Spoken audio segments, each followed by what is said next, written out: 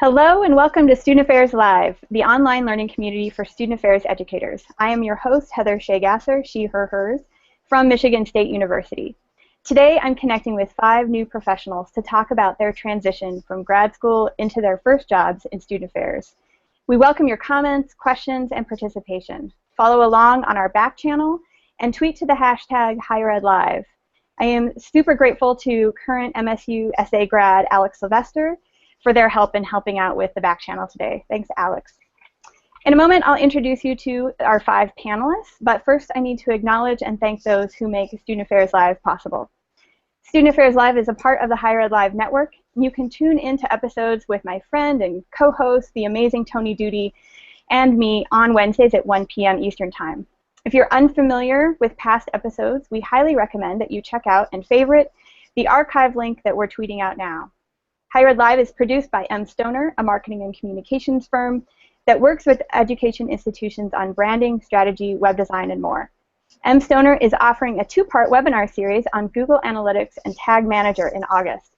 Higher Ed pros often have Google Analytics in their toolbox, but determining digital success takes more than just counting clicks and page views.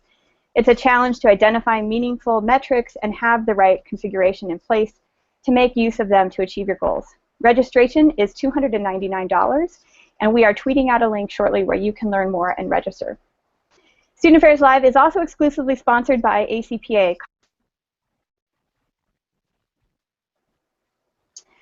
ACPA believes that Student Affairs Live is one of the many ways that you can be innovative with your own professional development. If you're interested in submitting a program proposal for the ACPA 2017 convention, they are due September 9th. We're tweeting out a link where you can submit your proposal today. So on with the show. Nearly 2 years ago, I hosted a Higher Ed Live episode featuring 8 students who are currently pursuing master's degrees in student affairs or college student personnel. 5 of the 8 are reappearing today on Student Affairs Live to talk with me about their transition from SA grad to SA pro, from master's student to new professional.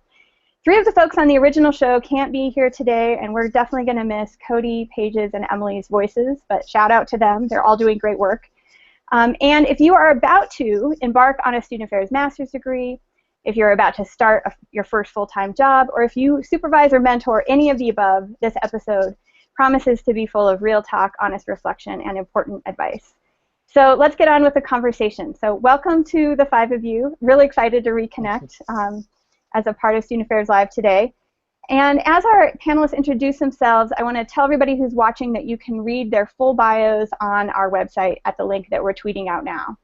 So in your intro, if you could tell us a little bit about where you went to graduate school and what you are doing now, and we'll start with Jasmine.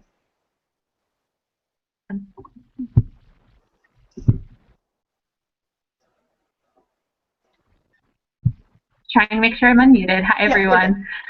My name is Jasmine Scott, she, her, hers. I did my master's work at Indiana University and got my MSED in Higher Education Student Affairs. I'm currently the coordinator for the Keith VP Center for Student Leadership and Service here at The Ohio State University. Great. Thanks so much for being here, Jasmine. Andrea. Hi, everyone. I'm Andrea De Leon, she, her, hers. I received my master's degree from Loyola University Chicago, and I'm currently working as a residence director at St. John's University in New York. All right, thank you so much. Gabby. Hello, everybody. My name is Gabby Porcaro. My pronouns are she, her, and hers. I received my master's degree from Virginia Tech, and I am coming at you today from the University of North Carolina at Asheville, where I serve as the Student Affairs Case Manager. Awesome. Did we lose Jarvis? Do you all hear him?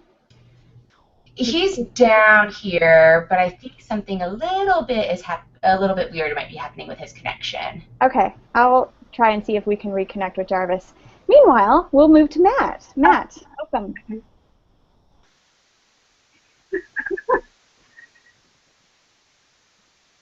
Okay, nobody can mute anymore.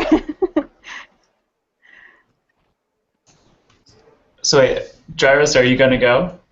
No, go ahead, Matt. You can start. I don't know what happened to Jarvis. I think he blocked me. We'll get him back.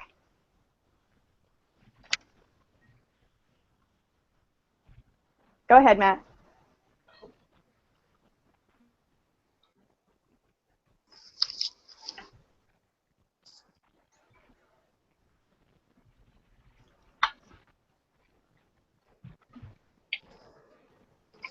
Great.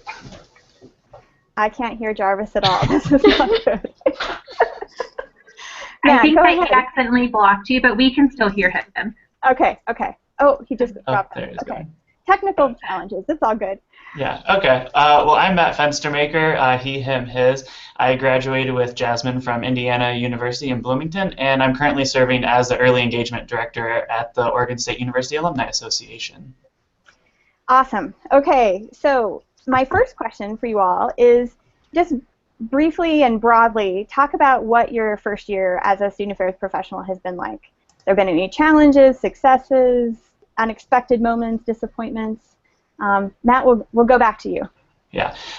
So for me, this year was interesting because I came into a position that was newly created, so I was the first person here, so I had to kind of create everything from scratch. So I'm working in student programs with the Alumni Association, so working to connect students and alumni together. That has been challenging and exciting. Luckily, I've had really great colleagues and campus partners who have helped me transition into this role, but also helping to create a solid program for the Alumni Association. So I guess the one thing I think I didn't expect as much, or was kind of unexpected, is just how slow this process would be. I mean, it's something I kind of, I guess I should have assumed, but you know, I was always the kind of person who likes to hit the ground running and do things, you know, 100 miles per hour. So I've kind of had to take a step back and realize, you know, what can I truly accomplish in my first year, you know, and kind of setting those 1, 3, 5, and 10-year goals and trying to be realistic with what I'm able to accomplish. Awesome. That is good suggestions, I think, for folks. Gabby. So in my role here at UNC Asheville, I am the inaugural case manager. So while case management work was happening before I got here, I am the first one to live and breathe the role 24/7. And that was honestly a huge reason why I applied to the job. I love creating, I like autonomy, and I was joining a great team. So that's been both surprising and challenging for a number of reasons. And just, it's been a really rewarding year. I mean, I think some of the challenges I faced were just really trying to best learn the university as well as I could, so I could make sure our students' needs were being served and I was advocating for their needs in an authentic way without causing any type of unintentional harm. So that was a challenge, but I was well supported throughout the process by my supervisors, by my campus partners as well. I think something that was really surprising or really fun for me, actually, a little bit different than Matt's experience, since this is such a smaller university, there's only 3,000 students here at UNC Asheville. I kind of just had to hit the ground running and be going full steam ahead from the moment I got here, and it kind of hasn't stopped. And we wear a lot of hats, so I'm the case manager, but I'm also the bystander intervention coordinator. I am temporarily serving as the coordinator of our Safe Zone programs because we're in the middle of a search for the assistant director for our intercultural center. So I've just been able to really immerse myself well in the community, and that's been a lot of fun. Awesome. Jasmine, tell us a little bit about how your first year has been. Sure. So I would say overall, my first year has been very humbling. If I could sum it up in one word, for our staff team, about a third of us are new to our positions and new to the university, so we just had a lot of movement coming in. So it's difficult when you start a job and everyone says feel free to ask questions, but no one really knows how to do what you're supposed to be doing within your direct reporting line or direct organization. So for me, a lot of what I do is working with students, so I had to rely on my students to pretty much teach me how to do everything, which is fantastic. It empowers them to do great work, but also having to strike a balance between, yes, you may have taught me what I know, but now let's refine some things, let's make things more efficient. At the end of the day, I still have to be responsible for that decision making. I think the other big challenge is just not being in the classroom and have those important conversations on a consistent basis. I think what is so great about grad school is for many programs you have this built-in cohort and you have this level of familiarity where you can jump into a very difficult conversation and it feels like nothing, where it's a little bit harder to kind of make that transition when you're still learning your job and feeling out your colleagues. Awesome. That's great advice too. I think being new with a whole lot of new people, as you said, has its good things and also has its challenges. Andrea. So my thoughts are very similar to what Jasmine shared. I came to New York to St. John's to be a residence director, and while I have experience in residence life, I worked as an ARD in graduate school. It's just totally different. St. John's is a very different institution. The student body is completely different than any student body I've ever worked with before. So just adjusting to a new culture, I think added some layers of challenge as I adjusted to my new role. I also think I was the only new hire in our department last year, and for most residence life departments, each summer you bring in 2 to like 6 probably new residence directors, depending on how big the department is. But I came in by myself, so that presented challenges in that I felt like, okay, like I'm the one new person. In some ways that was nice because then everyone wanted to help me, and I could get support from everyone in the department, so there was a lot of attention. But at the same time, it sometimes felt kind of lonely, and like, I remember grad school when I had this cohort of all these other people and we were learning together, and now I'm just kind of like the one person who doesn't know anything yet. So just being patient with myself and recognizing that it's okay to take time to learn things. I think one other challenge was that I inherited a staff of RAs that the majority of them were returning to the role for the 2nd or 3rd year, and the majority of them were seniors. So they had a lot of opinions about how things should be done. And in some ways I relied on that heavily because they were teaching me how to do things here at St. John's. But then it was tough to navigate where do I come in and make the decisions that they may or may not like, and how do I build that rapport and gain that respect from them in a way that's proactive, but also like productive for the team. So definitely challenging, but I learned so much this past year, and I feel very much prepared to be successful in my next year. I think what you just said, Andrea, kind of relates to my next question, which has to do with graduate, kind of that transition, what you learned about in graduate school. And I know you all went to fabulous graduate programs, but there's only so much time during your 2 years-ish to cover all of the curriculum. So maybe, Andy, could you talk a little bit about a topic or area that you wish you would have learned more about that would have made you more effective in your first year out of grad school? I think there are 2 things, and they both relate directly to college students today.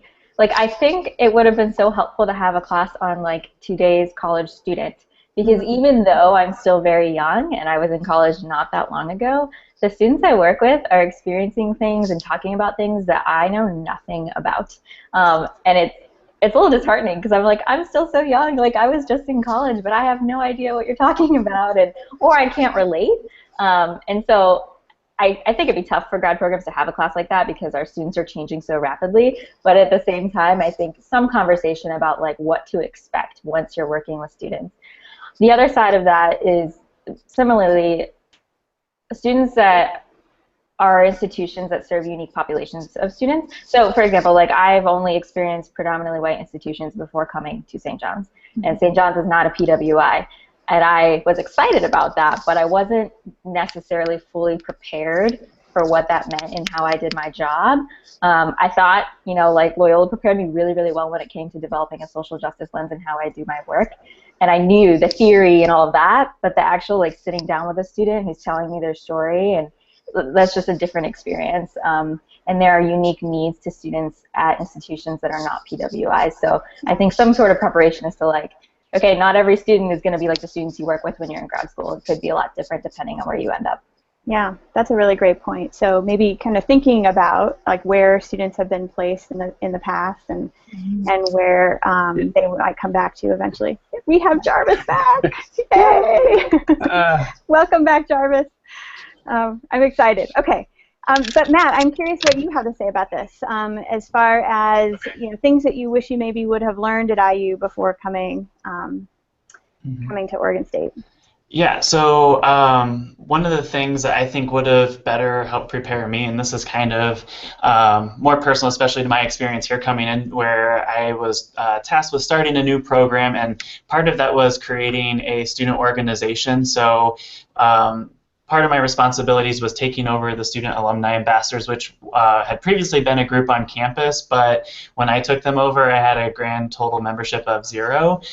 So I had to build from the ground up again, and I think if I would have had some more opportunities to learn about organization theory. It was one elective that was offered, but unfortunately I couldn't fit it into my schedule when I was there. I think that's something that could have been really useful as I was looking to develop the student and alumni ambassadors again.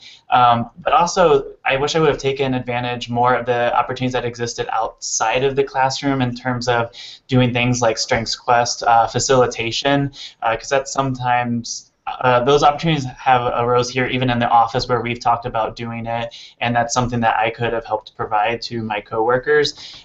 So it's little things like that that I wish I would have taken advantage of again back when I was at IU, because those are all skills that I could have continued to use even in my first year working here at Oregon State. Awesome. I'm going to jump back and have Jarvis answer question 2, because I think that's a really good kind of foundational question. So Jarvis, can you tell us a little bit about what your first year has been like in your first new professional role after grad school? Yeah. First, I did not mean to block you. I apologize for that. No problem.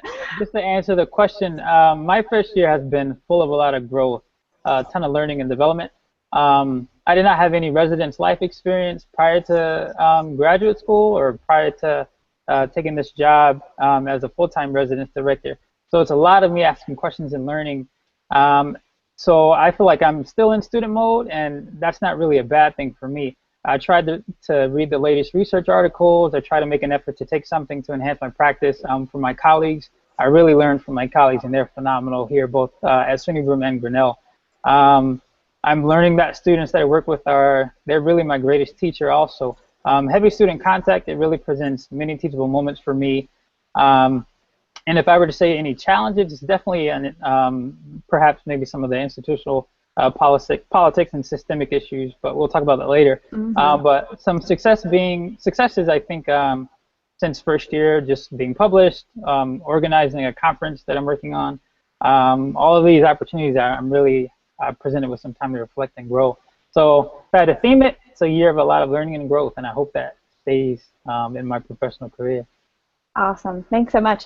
And for folks watching, seeing the name Alex pops up, still Jarvis. Jarvis is logged in through Alex's account. So thanks to Alex for helping with the behind-the-scenes tech stuff. So let's step back to the job search process for a moment, because I know that's still probably fresh in some of your minds a year out. And specifically, I want to talk about maybe some words of advice for graduate students, and particularly those who are trans folks, women of color, people of color generally, maybe have some anxiety around self-presentation, kind of physically and digitally during interviews and job search. Can you start and talk a little bit about tips and tricks for being authentic in dress and social media while first trying to still get a job? Jasmine, I think you were interested in kind of leading on this one. Yeah, for sure. So first, I just want to say that anxiety is not unfounded. I think that a lot of people experience that and don't always have the opportunity to talk about it. So just making clear like that anxiety is there, and I think real for so many of our grads who are searching or people who are entering the profession without having our more formal preparation programs. I think what's hard to do is to present yourself as authentic while also making sure that you're not harming yourself or putting yourself in harm's way. I think for me as a woman of color, something I struggle with, which feels very silly looking back, was, do I straighten my hair before I go to an interview? So in grad school, I transitioned from being like having permed hair to going natural. So a little black hair lesson for you all. But that was like something that I really like struggled with, was like, do I straighten my hair when I go into interviews when I'm interviewing at PWIs? Like, will that be off-putting to some people? And ultimately decided, you know what, I love my curls. This is what I'm going to look like every day, so I might as well go for it. I think in terms of presenting yourself, the best advice I can give you is present yourself as close to what you do every single day without harming yourself. So if you know you prefer a certain style of dress, or you know you want to present yourself in a certain way and that it would be detrimental to your mental health and your self-care to not do that, please don't do that. You do not want to put yourself in an environment where they're expecting one perception of you, or you're giving off certain vibes or certain expectations of you, and then you show up to start your job and that's not there, or that's not congruent. I think that does more harm to you as a person as well as your organization. And I realized that there's a level of inherent privilege in being able to say that. So for me in my job search, I tried to put myself in a financial situation where I felt comfortable that if someone logged onto my social media and saw that I was tweeting about Black Lives Matter and that upset them, that would be okay if I did not get a job offer from that institution. Or if someone's upset that I was tweeting about how Michelle Obama slays every day, because I do it once a week, that was okay with me too. So I think you have to kind of find what's most comfortable for you. Because again, you're going to have to kind of show up as that person every single day to work.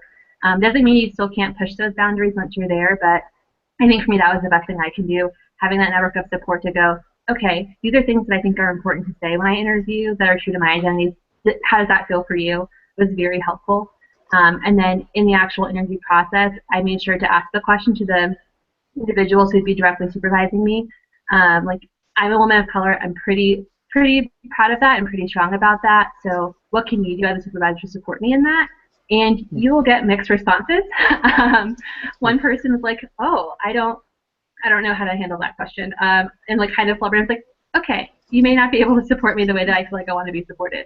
Other people said, you know, I hadn't thought about that, but that's a good point for growth. I'd love to work on what I can do to support you in that. So I think asking the right questions can also help once you're in that situation. Yeah. Great. Those are great thoughts. What do other folks have thoughts about job search and presentation and? So one thing that I wanted to talk about, so I have the distinct pleasure of being on an editorial team for an upcoming book project through the Commission for Social Justice Educators. And so I'm working alongside Brian Reese, Booch Duran, and Elliot DeVore, which folks in the field might know and have been familiar with, especially through conferences. But we are working to really trouble this notion, and for any current graduate students, recent grads, or folks about to start their programs, there's this rhetoric that's tossed around so loosely in graduate programs saying that you need to find your fit when you're job searching. And there's literature on this that has been trusted for decades, but nobody's really explained it, and honestly, nobody's really interrogated how baseless that really can be, especially when you're holding marginalized identities, whether those are visible or invisible. So we've actually just narrowed down our team of folks that we're going to be working with to publish chapters, and the book will hopefully be coming out sometime within the next year and a half. But it's something that, regardless of whether you're a part of the project or not, that I really just want to encourage folks to think about, whether you're on the hiring end or whether you're a job searcher. When people tell you to find your fit, what does that really mean? What type of unconscious bias are you pushing onto individuals? What type of prejudice are you going to be existing with, and what type of lens is that going to cause you to look through? So don't trust that. When faculty members are telling you you need to find your fit, I don't know if it really exists, and ask them maybe to explain to you what that truly means, and continue the search from there. Great. That's really interesting. Other thoughts from anybody else? I'll move on to the next question. This next question, I think, relates to what Jarvis was alluding to earlier.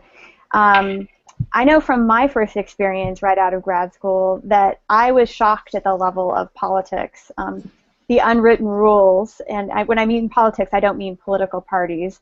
I mean really the behind-the-scenes kind of groveling for resources, the who knows who. And despite having received this lovely book, Beginning Your Journey, which has a whole chapter on politics, and we'll tweet out a link to this later, I think one of the struggles that I had was that I don't know how I would have necessarily known that existed within the organization before I started working there. So I'm curious if any of you have kind of bumped up against any of this politics. Maybe Jarvis, we'll start with you. Yeah, so I have the joy of having 2 jobs right after my graduate school experience. So I started off at a small private liberal arts college in the Midwest and then transitioned to a community college. And at the liberal arts college, students really had a lot of power. And something that I wish I had known going into that. And then when I transitioned here, it was more the, I guess, traditional, for lack of knowledge on institutional types, administrators had more power. And just from things of sending out emails, who to copy on that email, and who should I be, CC versus CC. So learning about how to navigate a system of the institution was something that I don't know if I could be prepared for in graduate school. But one of my strengths for Strengths Quest is adaptability. So I just tend to roll with it and go with the flow. But it is definitely something that I wish I had known more either with talking from mentors or being on interviews with folks. But I don't know if people would actually tell you the inside scoop or give you the honest answer when you're in an interview. You're kind of just thrown in the fire and told to really just learn how to maybe put the fires out. But that's one thing, just reflecting on that process. Yeah. Anyone else have experiences with politics behind the scenes, or explicit or otherwise? I can add something. I don't think that politics are always bad. So one thing I realized very early on was sometimes it was just me knowing who's the right person to ask a question to or to ask a favor of to get a certain project, a certain thing done. And in those situations where it felt like there were some maybe not so friendly politics, that it was okay for me to go, you know what, I disagree with this decision, or I'm saying no, this is the person who should be making this decision, but if you want to go ahead and make that over my head, I'm okay with that, and I can get on board outwardly, but just so you know that this does not align with my values, or I don't agree with this, just so you're aware, so when you're interacting in the future, you kind of know where I stand on that. And there's maybe a little risk in doing that, but I think we all find that there are some things that are worth kind of sticking up and standing for, and some things where you can just kind of roll with it and go, you know what, that's politics, or you know what, this person's making a decision, I can roll with it and keep doing my job. Yeah. Gabby, do you have thoughts on this too? Yes, so I work at a public liberal arts institution here in North Carolina, and we are an incredibly just collegial campus. I can pick up the phone and call any one of my colleagues that I need to, especially in the role that I do for the university, with working through students during times of crisis. I'm lucky that my colleagues respect me and respect my work, but I think the best advice that I have for navigating the political environment, regardless of what institutional type you end up at, during your first month in the job, get to know your boss. Get to know your boss incredibly well. Have one-on-one conversations, of course, updating them and learning what the intricacies of your job's going to be, but get to know them as a person. How do they like to be communicated with? How do you need to communicate with them to make sure that you're respecting yourself as well? And then just start asking questions. I mean, I asked, like, am I allowed to collaborate? If I have an idea for an event I want to host, would you be offended if I reach out to other offices and start pulling other folks in? Ask your boss in those one-on-one sessions, so then you can kind of know, where might I be stepping on toes? So maybe you can almost combat or completely avoid any type of those awkward situations. But take some time to observe, get to know your boss. Also, when you're asking questions and getting folks' advice, similar to what Jasmine was saying about respecting your own values and respecting your own ethics, while you're asking for advice, still trust your gut. You don't have to take somebody's advice as fact or what you should be doing. Great. Yeah. Go ahead. Oh, just to follow up, just like folks to know, administrative support personnel. I found the most knowledgeable people on a college campus and can help with that transition no matter what stage you are in your career. So that's one little nugget of wisdom I just wanted to throw out there for like navigating institutional politics and whatnot. Yeah.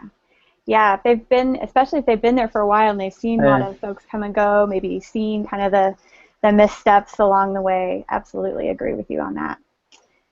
So one of the things that I know I've relied upon is my other folks from my master's program, and some of those networks of support, either within my cohort or other people who came in to the profession around the same time as me. How have you all utilized your cohorts or other peer networks to not only address politics but other kinds of challenges that you face? Matt, do you want to start with this one? Sure. So I am very thankful for Facebook chat. So there's a few people from my cohort, which Jasmine is also one of them, who we're pretty much on Facebook chat almost 24/7, whether it's throughout the day, if we're just there to kind of provide support for one another with whatever challenges we might be facing, or sending the latest BuzzFeed quiz, or just something to kind of help us stay connected.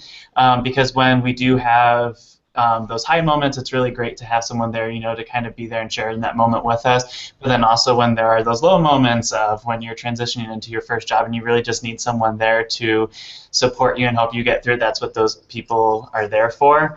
One of the other things that has been kind of helpful is that when we were getting ready to graduate, I set up this kind of email chain, so where each person in our cohort was assigned a different month to provide an update to our cohort. It's kind of opt-in; they could participate if they'd like to, but it's giving those life updates about where they're at in their own personal lives outside of work, but then also giving professional updates or any other things that they feel that they might want to include. It kind of replaces that in-classroom environment that we have in grad school, where you see those people every single day, and they're the people you get to have those really in-depth conversations with, and after you graduate, that piece is kind of missing. So that's one way that we've kind of been able to hold on to that a little bit. Awesome. As another member of that same cohort, Jasmine, what thoughts do you have on maintaining those connections? Sure. I will say I really enjoy Matt's kind of setup of us emailing out updates. I did not send out mine in July, so can this count for my update, Matt? Maybe. I don't know. But I think it's just kind of a fun way to touch base. We also, some people in our cohort have standing Google Hangouts that we have. I think that we're very well intentioned when we graduate, but I want to stay connected to you, I want to catch up, but then schedules happen. You can go not talking to someone for months. And if you have really close connections you want to maintain, I think you have to make that a priority. So something I appreciate, that same group that we have the outrageous Facebook chat that Matt has outed us on. We also have standing Google Hangouts that we do.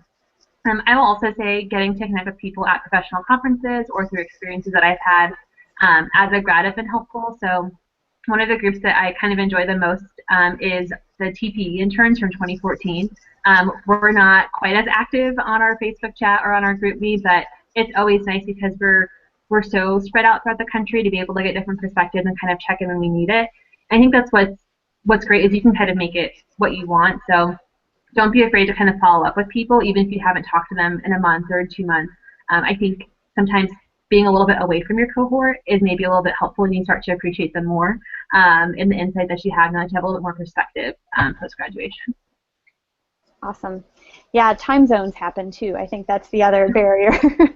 Having moved from Pacific time zone to Eastern time zone, constantly like, what do you mean you can't talk?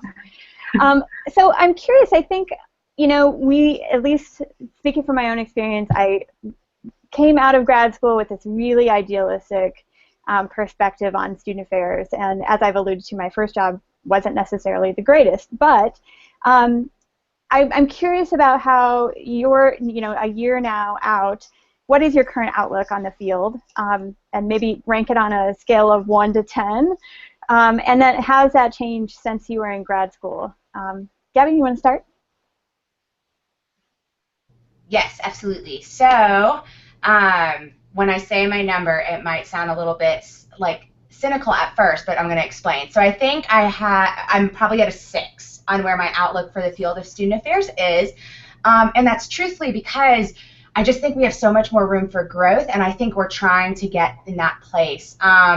I am sure any of my faculty members or cohort members that are watching this now are probably chuckling a little bit because I've always been the person, and when I was in graduate school, I was always the person asking us to pause and genuinely think about what was our field doing, where could we been causing harm, what were we not doing, where were we underserving individuals, where were we completely missing the mark and overstepping our bounds, and especially in just the current climate that our country is in with xenophobia, racism, ableism, Islamophobia, genderism being just so much more overt. I don't want to say that it's all of a sudden in existence now. It's always existed. It's becoming much more overt. I think as student affairs professionals, and more importantly, student affairs educators, we want to be doing better work, and we absolutely have the tools and the knowledge and the skill set amongst all of us to be doing better work, but we're not there yet.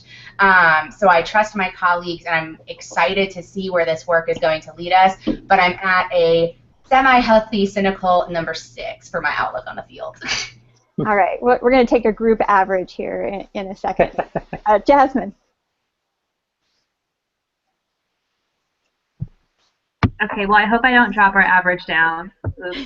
I think probably going in first year to grad school, it's probably at an 8. I mean, when you're first getting into the field, you kind of see the best of everything. So you get to see professional organizations that are doing programs focused on you and really getting you connected. You have people who are also excited to go into the field. But then you start to think critically about the issues that we have, and you develop frameworks for analyzing things that are happening, and you go, hold on, something isn't right here. So I think probably now I'm at a 4. Doesn't mean I'm not hopeful, but I think that higher ed overall, we're getting lost in an effort to be the best, and we're forgetting about the fundamentals. So we boast about only admitting the elite students at large research institutions and fancy new facilities and how much alumni giving we have. We have students who are homeless. We have students who do not have food security. We have students who are experiencing sexual violence on our campus. And I don't think that it's okay for us to boast about all of the great things that we're doing when we're not getting those very fundamentals. Because if our students don't feel safe on our campuses, if they don't have the means to be successful, I think we're doing them a disservice. That isn't to say that we can't still make those changes. I'm very hopeful that we can. I think every day I'm encouraged by a student or a colleague who really is working towards the good, but I think it's a lot of work. I think we have to get more people in our field who are willing to do that work, because and to throw it out here, if looking at the Facebook group for student affairs professionals is an indicator of our field, we're in a lot of trouble. Yeah, that's come up on previous episodes. I think that how that group is fostering connections or not, and what that's telling folks about the status of our profession is really important. Maybe that's a future episode. Jarvis, what's your number? And why? So mine is kind of similar. It's a 5, and I remain neutral on this question. I struggled a lot when to try to make sense of my thoughts when I was reflecting on this question. I want to say we'll go on and do marvelous things, and I think we're in a place where, like, as a whole, we do marvelous things. But at the same time, we're only good as this system, and the system, like what Gabby and Jasmine alluded to, the system of higher education is working, I guess, like it was made. It's still an impressive institution. It works for certain groups. It's hurtful for marginalized groups. Again, we see this in the Facebook professional page. We see it when college students aren't held accountable for their actions. And they're not held accountable in their actions from the court, from our criminal justice system. So what messages does that give to the students? We see it, I guess, just all the time in systems when we're not allowing for restorative justice practices to really occur for students. So in summary, I'm just waiting to see if our discipline will work to provide brave spaces for where we all can thrive. Until then, I think we as a whole, we're just yet to be, and whatever we want to be as a field will be that, but we're not anywhere near that yet. And I think we can be a brave space. We got to forget this notion of safe spaces. We just need to know and sit with those spaces that they're not really going to be there, but we really need to thrive, to work and lean into brave spaces. And we can get there, but I'm going to give it a 5 and reflect some more on that. So, awesome. Yeah. Thanks so much, Jarvis. Yeah. Well, I'm going to stick to my number that I had before everyone else started talking. And perhaps I'm a little bit more of an optimist, but I would say that with my current outlook, I'm at about a 7. I think if you look at the field of higher education as a whole, we're still a relatively new profession where if you look at a lot of our research, the people who have done that research are still living. And compared to other professions, you know, they've been around for hundreds of years where we haven't quite had that chance, but I do think that we are at a time where we are having critical conversations and we're talking about these things that matter, and we, you know, the 5 of us here are coming into a system that has been around but it hasn't been necessarily well informed, and I think that the fact that we are having these conversations, we will begin to have a brighter future. And I think about people like my friend Michael Goodman, who did a really great Pachakacha at ACPA talking about what students are we leaving behind, and just asking us to all pause and think about these things when we have, you know, events like Mom and Dad's Weekend. Well, what about the students who don't have a mom and dad, or non-traditional students, or students who don't have a good relationship with their family? And it's not saying that we have all the answers right now, but we're at this time where we can say, hey, we don't have the answers, let's pause, let's think about it, and how can we do better? So I would agree, yeah, maybe it's not the best that it can be right now, but I'm confident that in the future, you know, and just hearing, you know, the rest of my colleagues here talking today, that I think that one day we will get to that point where we're all feeling good about it. And when we have this good energy, we really need to harness that and work together to help, better the lives of all the students that we work with. Awesome. Andrea. So I'm going to say a 6. Yeah, I'm going to go with 6 because I think I have a little bit of that optimistic side still there.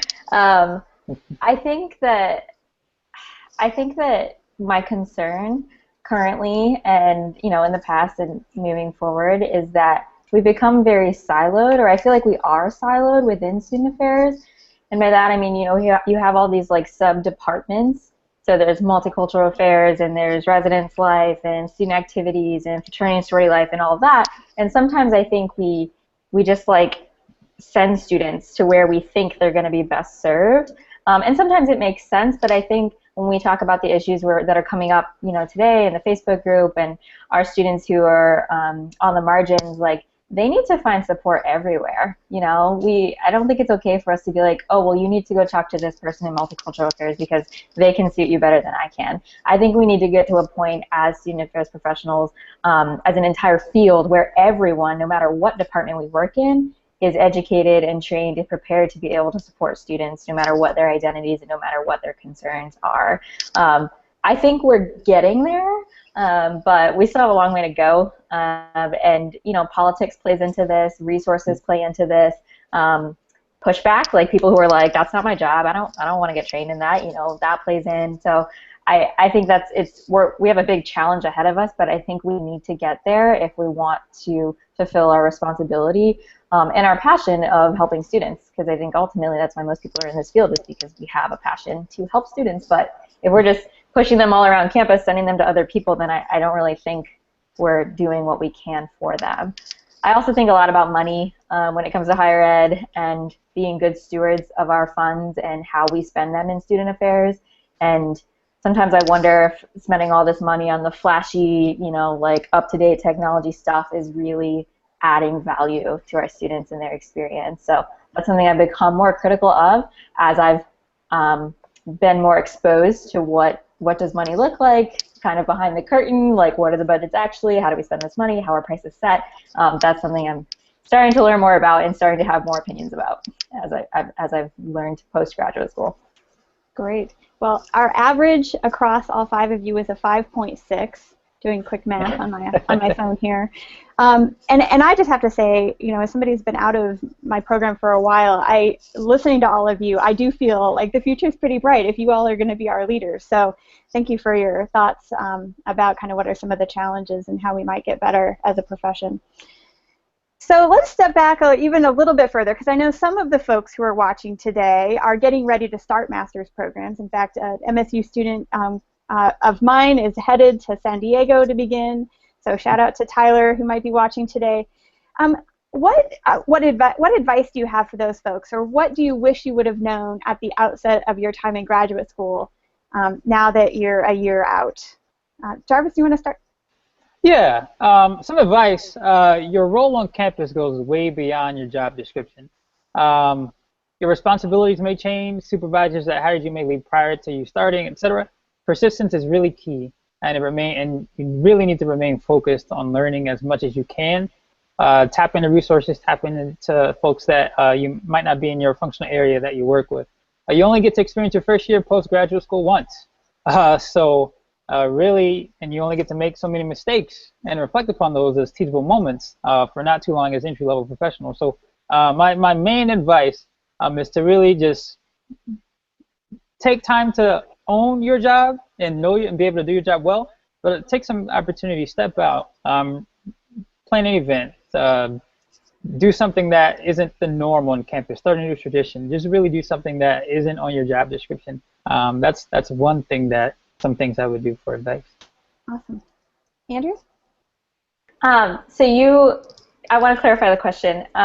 Students who are just starting their master's program? Yeah, it could be either. Or just okay. Yeah, gotcha. Sorry. Well, since Jarvis did the other one, I'll do who are starting their master's programs. I think one thing is like embrace your student identity for all that it is.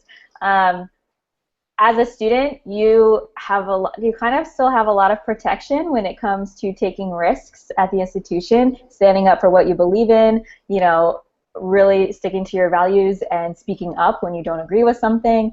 I think your voice as a student has a different power and protection over it than it does when you're a first-year professional. As a first-year professional, you still have a voice and you still have those values, but like the decision to speak up in a meeting or to say something just carries more weight potentially, and could have more risk and consequences depending on who else is in that meeting and whether or not they like to hear what you have to say.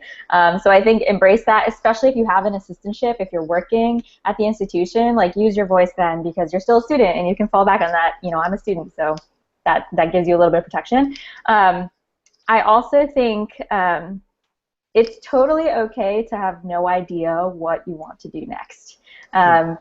And it's okay, like take the time in grad school to do internships in different functional areas, or do an Akuhoi internship or a NODA internship, or go work at another institution in your area for the summer. It's okay, and I encourage you to make sure you're getting exposure to different things so that when it does come time to job search, you feel like you have some direction on what you want next. But it's also really important to know that your first job is not going to be your job forever. So it's okay to go with something that feels right now, but you're not certain will feel right in 2 to 3 years. And I think a lesson I've been learning is that, like, I'm never going to know exactly what I want to do for the rest of my life. I think I'm going to continue to change my mind every 2 to 3 years, depending on my experiences and what I've been learning. So embrace kind of the unknown and be okay with it, because I think it offers you opportunities to explore a lot and figure out what you do really want to do. Yeah, I mean, I think the beauty of student affairs is you don't necessarily have to pick. You know, you can be a generalist, you can pop around to lots of areas, there's lots of transferable pieces. So I think that's really great advice as well. So I'm curious, for those of you, when you think back to your graduate programs, and you know, this question is totally geared towards your faculty who are watching, if they're watching today. What are the things that stuck with you? Like, what's the theory or concept or topic that you tend to refer to or think about or use in your work? Matt, do you want to start with this one? Sure. So one of the things I think I go back to a lot in my work with my students, but then also even sometimes my colleagues in thinking about it, is intersectional theory or intersectionality. So working in student programs, I've encountered that a lot in terms of, like, when I'm doing programs that are involved around Welcome Week, or you know, other things where we're talking about, oh, let's plan a program for first-generational students, and we think, okay, well, what do first-generational students need? Well, we also got to think about all the other identities that go into play. So, for example, you know, I was a first-generation student, but I was also a student that identified as LGBT. So, how do those two things affect me together? So it's not, we can't just put students into boxes, and that's one thing I keep going back to and thinking about. But then also in terms of working with my colleagues, sometimes when we have planning meetings, and you know, I might have a disagreement with some of them sometimes, or you know, I always have to think about, wait, what identities do my colleagues have that might be affecting, you know, what it is that they're saying, and then also how do my identities play into that as well. So I would say that probably every single day on the job, that's something that I find myself keep going back to and thinking about. Awesome.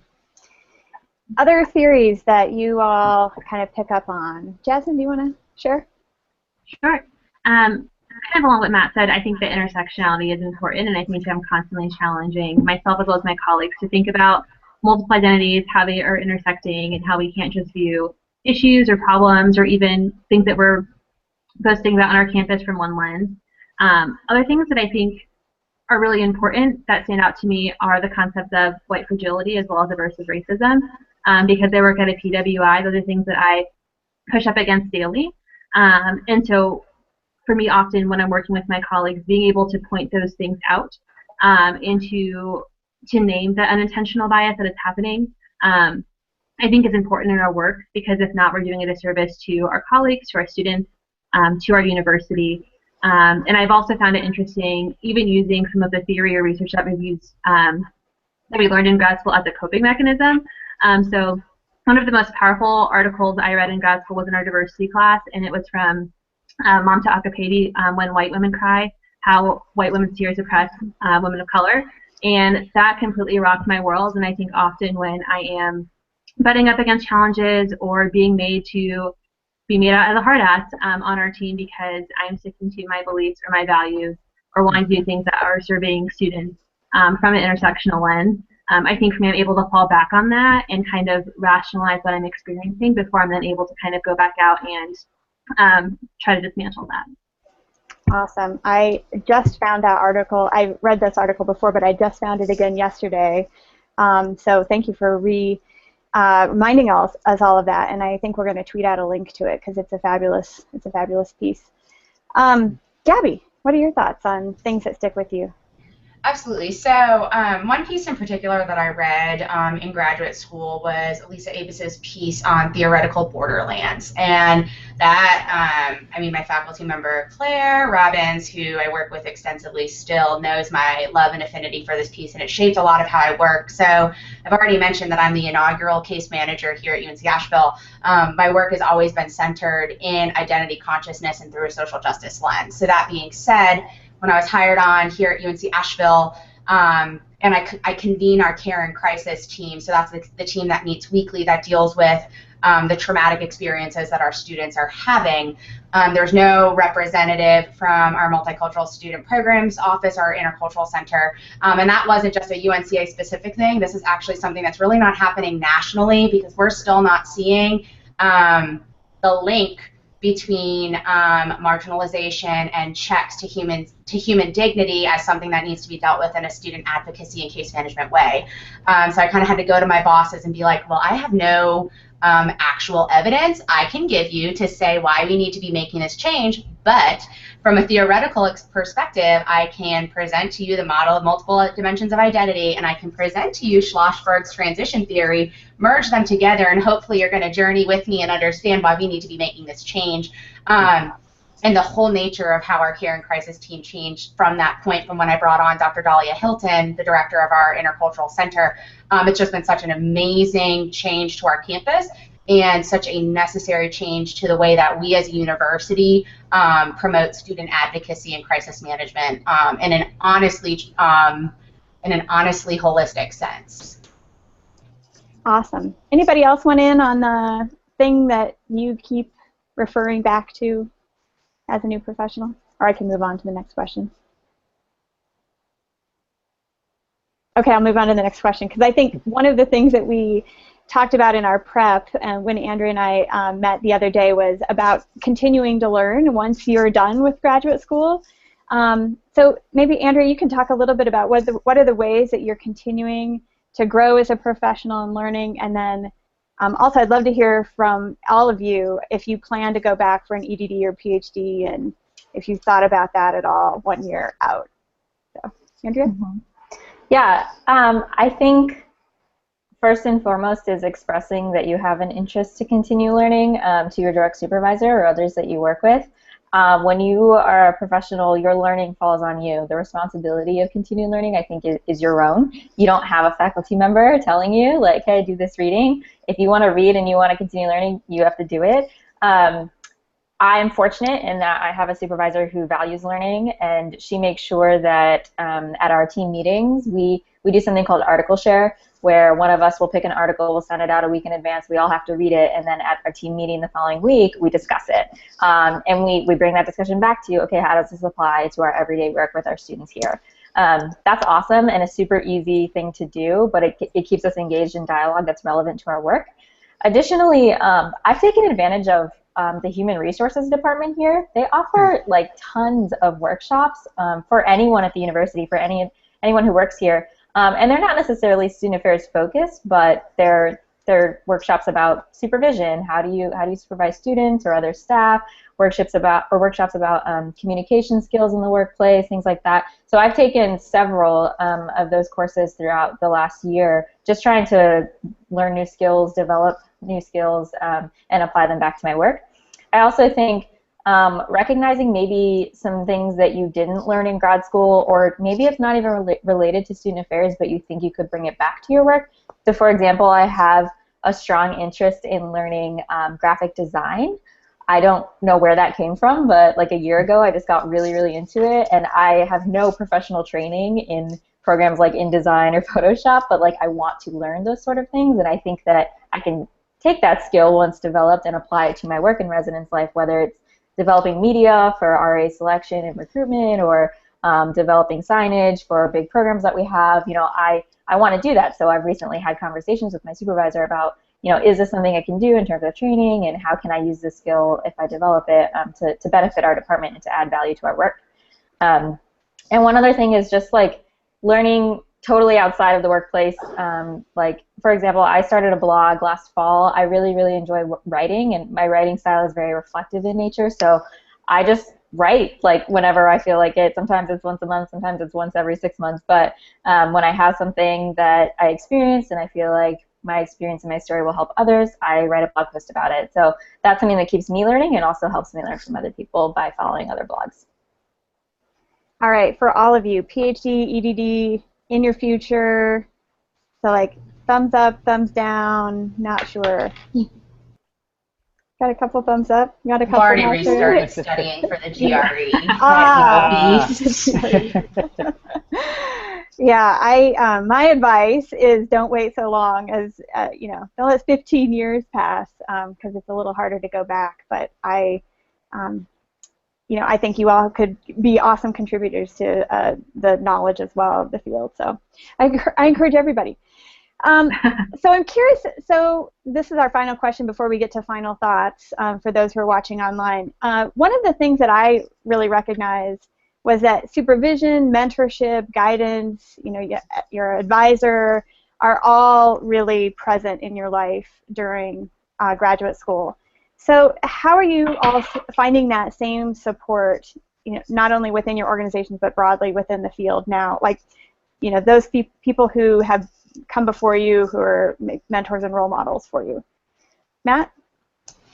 Yeah, so one way that I'm kind of blessed is that our executive director at the Alumni Association of Oregon State, I actually knew her from a previous life as an undergraduate student at Ohio State, and she was someone I kind of looked up to a lot, and part of the reason why I looked into the position out here. So I'm glad to have her here with me, and she's been kind of my professional guide, kind of guiding me through my first year and giving me really good advice. But I'm also still really in contact with all of my mentors at my previous institution. So there's been a few times my first year where I called my supervisor from grad school, and I'm like, please help me, I don't know what I'm doing.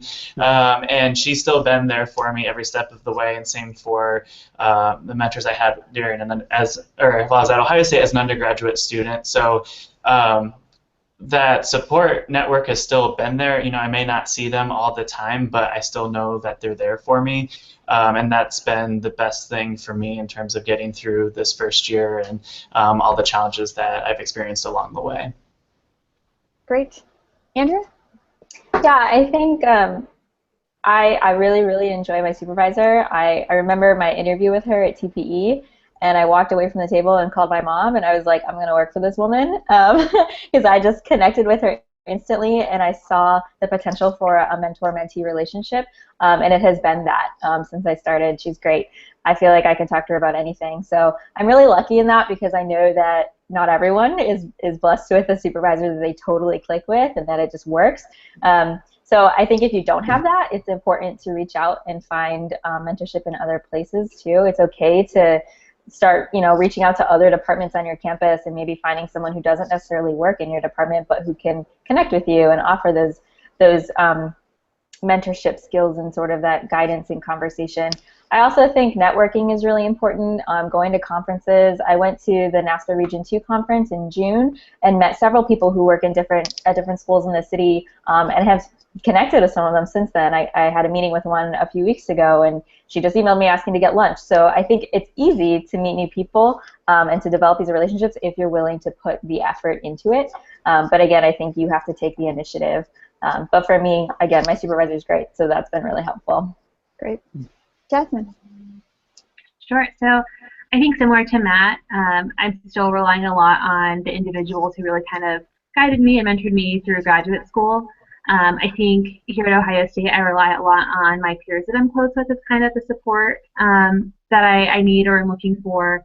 I think it's kind of difficult when you move to a new city doing something that feels kind of new to always find who's the best fit for you. And I think it can be intimidating to try to call someone out as like, will you be my mentor, please? So I think I definitely more subscribe to the mentoring network philosophy. I have different people that I go to for different things. Some of that to my benefit, some of that to my detriment. So I know if I want to be encouraged, I go to one person. If I know I want to be challenged, I go to someone else. If I want to talk about writing, I can go to a certain individual. If I just need someone to check in, I have someone else to talk to. That said, looking for a mentor. So if anyone here on the internet is interested, please let's connect. Awesome. Awesome. So final thoughts. I'd love to hear, advice that you all have for other folks who are entering their first professional positions, and then any resources that you'd like to share that we can tweet out or share information with those who are watching us today. So Jasmine, we're going to start with you again. Sure. I think one of the most important lessons I learned in my first year, and that I hope grads entering our profession full-time do, is not to invalidate your voice. I think that we have to stand inside our own stories and be pretty unapologetic about who we are and what we're aiming to do in our profession. And we can't do that if every time we say our opinion, we're apologizing for it, or every time that we're calling out bias, we feel bad about it. So know what you're about, know your values, and stick to them, I think is the best thing you can do in your first year. Awesome. Thank you. Andrea. So we just hired a few new professionals to start with us. They just started about a month ago, and I was sitting in the office of one of them last week, and he has on his wall this huge wall decal, and it says, "Work hard, stay humble." And I think that's excellent advice for that first year and beyond that. But I think it's really important that you work really hard, and that you kind of, in a lot of ways, you kind of have to prove yourself. You have to prove that you deserve to be here and that you were the right decision when they hired you. So I think it's really important to keep that mindset of you're going to have to work hard if you want to perform well and add value and kind of make their decision worth it.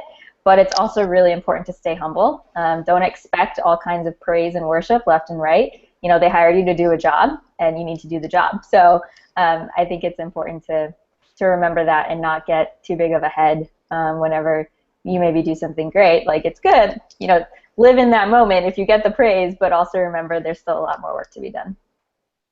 Great advice. Gabby. So I have two takeaways, and they kind of link together. So the first one, find a life outside of your work. Work-life balance is talked about all the time. I'm not going to harp on it, but it's incredibly important to find a life outside of your work, purely because if you're entering this field to relive your undergraduate student leader glory days, or to try to continue being the hotshot graduate student that you were at the campus where you got your master's degree, this field ain't for you. I think that's where we see a lot of the burnout. I think that's where we see a lot of the turnover and attrition rates in student affairs. And if you don't have a deeper meaning for why you're doing this work, you're going to get tired really fast. I think having a life outside of work can almost help center what the work means to you, and help you find, not just solely identify with your work, but find a deeper purpose for it in your life as a whole. So that's my biggest advice for folks. Great. Jarvis. Yeah, mine is already taken, but I'll do a Grey's Anatomy kind of metaphor. Find your person. Or find your people. Have someone that's in the field, yeah, but have someone that will just take your mind away from higher ed, theory, etc. I struggle to not talk about theory and our field and what's going on in society and how it connects to higher ed at any conversation I'm in. So I try to have people in my life that will just take me away from that. My partner does a phenomenal job of that. My nephew, whenever I Skype him at home, he does a wonderful job of that too. Doesn't ask me about work, and I love it. So just some advice for the first year to be more serious. Really find some, like, mentors, yeah, but just find people outside of work that will help you learn and grow on a more personal life. Great advice. Matt, final thought. Yeah, so I very much agree with Gabby too in finding the balance. So I think it's safe to say that most of us all love our jobs and we go into this field because we want to make a difference. But one of the things that I always think about is some words that one of my professors at Indiana had said once, and it was that work is an interruption of life. And if you think about it, we all have jobs because it's a way to help us, live and support ourselves. Well, at what point does that take over and that our jobs take over our lives and we don't actually get to live? So one of the great supports that I have here at Oregon State is that one of my colleagues and I, we often give praise to each other when we are able to actually, go on vacation and not answer our emails, because she sent to me when I first started on this really great article that talked about how we often like to glorify the overachievers, where we like to give praise to the people who stay, until 10, 11 o'clock at night, and then they're back in here at 7 a.m., where we should actually be giving praise to the people who do go home and spend time with their families and their friends, because it sets that expectation that in order to do well, or in order to do all these things, you have to stay till 11 and you have to give up the rest of your life. And so it's great. So we're often very supportive of one another when we're like, no, go home and be home. And along with that, also encouraging, if you have a student intern or a graduate student or a new professional, giving them that same message as well. So for example, I'm supervising a graduate intern this summer, and she was emailing me on the weekend, and I happened to see it. So I told her, I said, no, stop emailing me. You're not working right now. Enjoy your weekend. Be with your friends. So I think it's also important to kind of set that expectation for the other professionals as they're entering the field. Because going along with that burnout that's the reason I think people get tired, is that you never truly get to leave your work. It's something that always follows with you, and then that's when we have great professionals who decide to leave the field just because they can't handle that anymore. Then we miss out on those opportunities to have them with us. 100% agree. So thank you to all of your advice and final thoughts. This was a fabulous episode today. One more piece of resource that we'd like to share. I held up the first edition. This is the third edition. It's now in its fourth edition. Shout out to MSU Professor Marilyn Amy and Dr. Lori Reeser, who's not at MSU, but who wrote this book, Beginning Your Journey. It's a great resource for new professionals entering the field. And then also Job 1 2.0, which I had the authors of that on a while back to talk a little bit about that first job as well. So Jill Carnegie and Peter McGolda did some good work on that book. So we highly recommend both of those. Again, thank you to the 5 of you. It was just a delight having you back. We're going to do this, I've already said, we're going to do this again every 2 years. Hopefully. We'll just keep it going, keep the conversation coming along.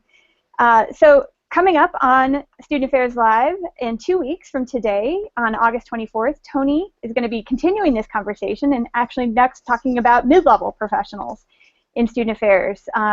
Many of you may have seen the most recent article in JCSD by Maureen Wilson and other scholars about mid-level managers, so that should be a fabulous episode. And then I'm going to be back in September with a conversation about being an effective white ally in social justice movements despite fear. And you can learn more about this and all of the other episodes on Student Affairs Live by subscribing to our Higher Ed Live newsletter. You can review past episodes by browsing our archives and even listen to our iTunes podcast. Again, I'm Heather Shea Gasser. Thank you all for watching today. Thank you to my panelists, and I hope you make it a great week.